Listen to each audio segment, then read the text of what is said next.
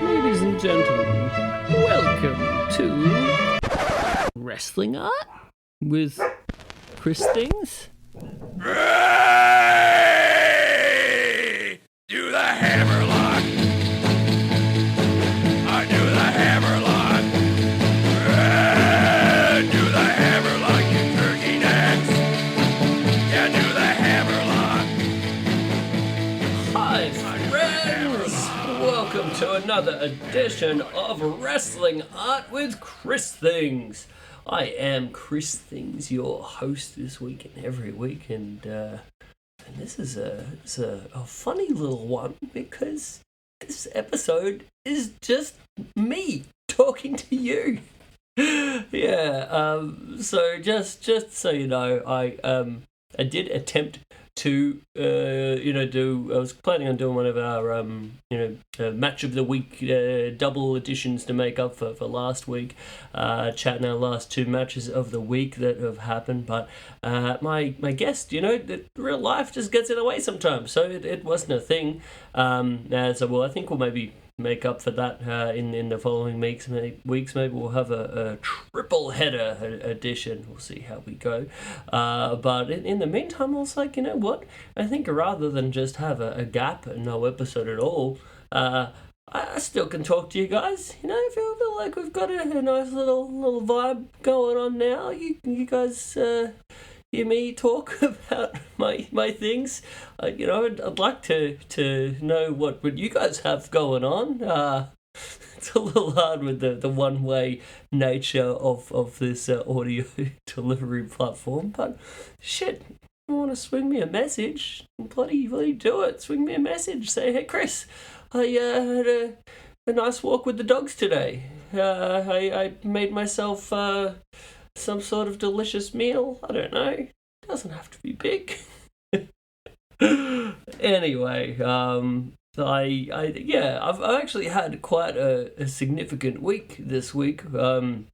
So that was the main reason I thought, I just want to jump on and, let you guys know. I had the big old Lucha Fantastica gig on this past Saturday, where I had my Chris Things art table all set up at the Lucha Fantastica event in Brisbane at Super Ordinary, and this was quite an interesting experiment because the first time I'd actually sold my wares at like a wrestling show. I was kind of thinking like this could be a good a good place for me to set up shop. I guess the Mexican wrestling has become a significant part of my art, so heck, let's give it a go.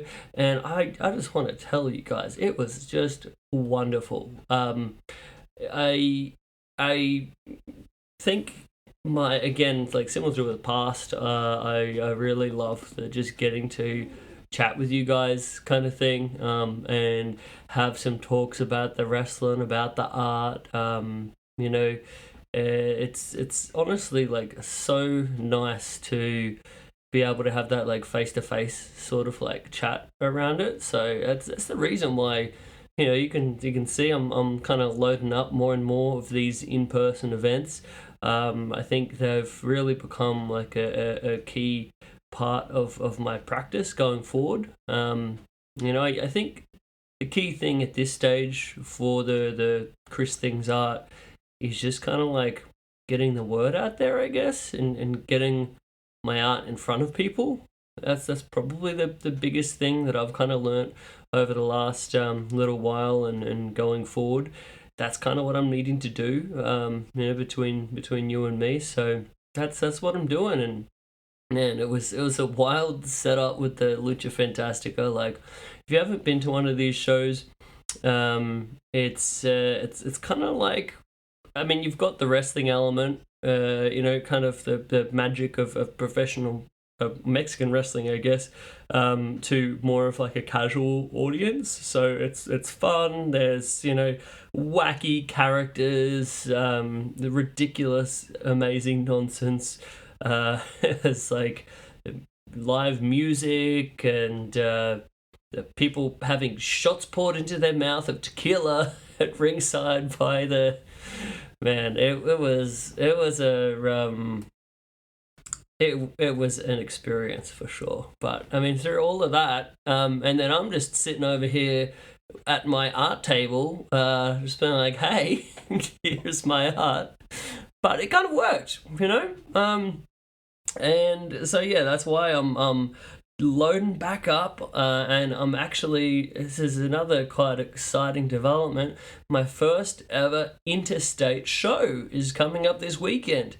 Yeah, I went to back to Senior Fantastica, and I said, man, this was so awesome. I'd love to do it again. He said, I'd love to have you again, so we're doing it again. I'm flying to Sydney, bringing my art and shirts and all that stuff with me. Calendars. I just loaded up with a new order of all that stuff, which that's its own sort of weird thing. And it's like you make some decent sales, but then you're basically putting all that back in to having more stuff to then sell again. So that's where I'm like, eventually, I guess that'll sort of like work out in the wash, as they say, but. Yeah, at this stage, I'm just doing my best to get my name out there, to sell my art, to make connections, and to push this thing forward as far as I can, really. Because honestly, I said it in the last episode with Richard, that real fun chat about the video plant. If you guys haven't listened to that one, would very much recommend. But I was telling Richard, like, this thing honestly is my life's dream to make this thing work. So it's scary at times when you're like, I don't know if this is working. But I'm constantly thinking, what can I be doing? What can I be doing to drive this forward, to make it work better, to be able to live this dream of making art and doing illustrations full time. And I don't know, at least at this stage, I'm kind of like seeing some hope in more of these like in-person events, and it's feeling like it's getting some momentum. So I'm really, really pleased with that. And I can't wait to meet everyone in Sydney. If there's anyone listening to this who happens to be in the Sydney area, please come on down to Lucha Fantastica. It's such a fun show. Great example of that on the last one. We got to see an epic battle between an alien and Jesus Christ. There were anal probing spots that took place. Man, so good. In this match, Jesus was played by amazing Australian professional wrestler Caveman Ugg, who I'm just going to put out there. I think of all of the dudes who are like still doing it full time here in Australia, Ugg is the man. I hope he has amazing things happen, because he is so damn good as a professional wrestler. And I often talk about like wrestling where I want it to be really serious, and I think there is a time and place where it should be very serious, but there's also a time and a place when it should be just funny and ridiculous and camp and just dumb, and that's what this is. I say that I mean it in a complimentary way, of course. But yeah, so I'm stoked to actually be involved with it, to kind of, I guess, my passion for Mexican wrestling. This is a great outlet for that, and getting to have a lot of like conversations with people about it. I actually had a couple at the last show come up. They were celebrating their 22nd anniversary by going to Lucha Fantastic in Brisbane, and I thought that was so wonderful, and we had a great chat. They ended up buying a Chris Things Los Luchadores versus Cowboys de la Muerte 2024 calendar from the event, and I actually got to like sign the calendar and write a little happy anniversary message for them on the date of their anniversary in the calendar, which was so cool. So I'm really digging it. Can't wait for Sydney. And yeah, it's an exciting time, I think. And then we've got a whole bunch of other stuff going on. Still got this lead up to the new AEW edition of Way of the Blade. So I've been talking about this for a while, but books take a while to get done. So I think there's some things they're nipping and tucking. But we've also had the opportunity to add another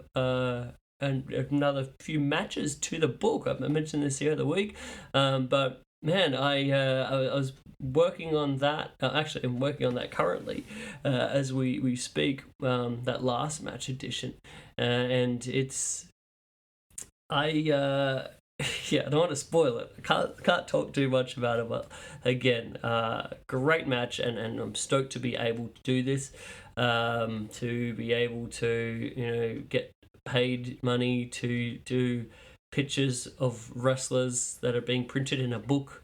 That's the it's not lost on me how ridiculous and amazing that is, that I get to do this. So again, I'm just doing everything I can to be able to say that I draw greased up, often bloody wrestlers for money. Yeah, that's kind of it. But yeah, so on the road to the new book, I've continued those look backs this past week. We had the Dustin Rhodes versus Bunkhouse Buck. Their first match in their little series there in 1994 WCW.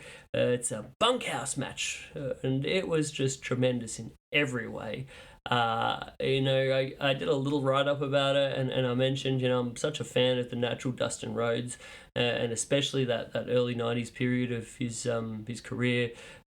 So many unappreciated gems of matches in that run.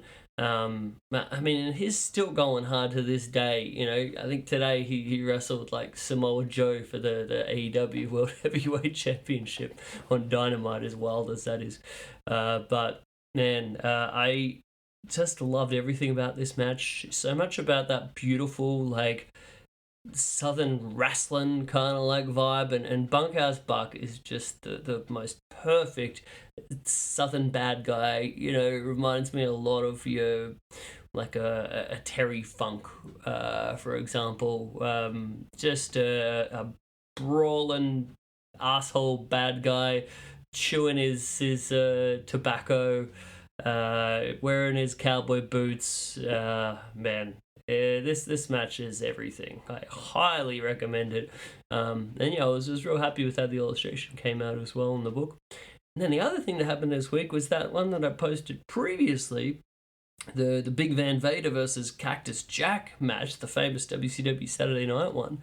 That has somehow got some sort of wild level of attention, where it's kind of, at least for me, going kind of viral, and it's like over 1,000 likes, which is wild for me, honestly. And it's resulting in a lot of people getting onto my stuff and being exposed. And yeah, I don't know, hopefully those people enjoy my stuff going forward. But it just goes to show you can never really predict the stuff that's really going to connect with people. I still don't. I mean, obviously the match and everything about Cactus versus Vader is awesome. And that moment of the blood just splattering when Vader's punching him in the face, it's a very good time. But yeah, there was a bit of me where I was like, what is it specifically that is connected of this with people? And I think a lot of the time, from the art kind of perspective, you can overanalyze these kind of things. So yeah, I still don't actually know what it is, other than maybe, I guess, a bunch of other people like me really dig Cactus Jack and Big Van Vader. So rest assured, as you probably already know, as a massive fan of Vader, there'll be much more Vader to come in the future, and likely more Cactus. And actually did a Mankind piece the other day that I can't say too much about, but I'll be hopefully releasing that in the near future for you guys to have a look at. But yeah, that's kind of been what's going on in the wild world of Chris things. I really thought it was worthwhile to kind of like, in lieu of not having a guest on here to talk about the match of the week, still being able to talk to you guys, let you know what I've been going on or had going on, and yeah, it feels like, knock on wood, stuff is slowly starting to fall in place, and I'm really tickled by that. So yeah, hopefully the good things continue. I'm definitely going to keep on creating things. So if you want to keep up with all of that, you can tune into at Chris Things on the Instagram. If you're in the Brisbane area, I was just at Netherworld last night. Apparently that Wrestling Art show is still up. I don't know how much longer, but you can go in and check out those 3 pieces that I contributed to that in person if you'd like. Yeah, otherwise for all the rest of y'all out there, jump on christhings.com.au. That's the website where you can buy the art. You can buy prints of all this art stuff. You can buy a calendar. You can buy a t-shirt. We have all sorts of stuff up there. You can even buy some original artworks, or bloody hit me up and let's put together something special, one-off, original artwork commission. If you have an idea for such a thing, if you've got a favorite match, a favorite wrestler, if you want to see what your dog looks like in a Mexican wrestling mask, shit, hit me up. Let's make that happen. Yeah, but that's pretty well it. I want to, as always, say a big thank you to the guys at Social Suplex for keeping the lights on here.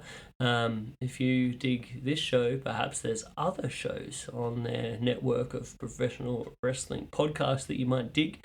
All sorts of ones, from Keeping It Strong Style, their New Japan podcast, to One Nation Radio, to All Things Elite, to Tunnel Talk, and Trish and Sarah, I think, is one of them. Anyway, big thank you to Social Suplex, and finally a big thank you to you. I feel like you're listening to an episode like this where all you're tuning in for is just for me to have a little chat in your ear hole. You guys are the real ones, so I just want to say a big thank you to you guys. Honestly, if anyone is in a position to be able to, support financially or whatever and buy some stuff, that is greatly appreciated. But, I know a lot of people doing it tough as well. So, if your way of supporting is just by like listening to this show and liking my stuff and saying some nice comments here and there, I just want you to know that I greatly appreciate you too. Well, I think that brings us to the end of today's episode. Well, thanks guys, and let's see how we go next week for a triple header match of the week. Hopefully that won't go for too long. Try to keep it a bit concise. But anyway, I will see you guys next week. Thanks a bunch. Bye.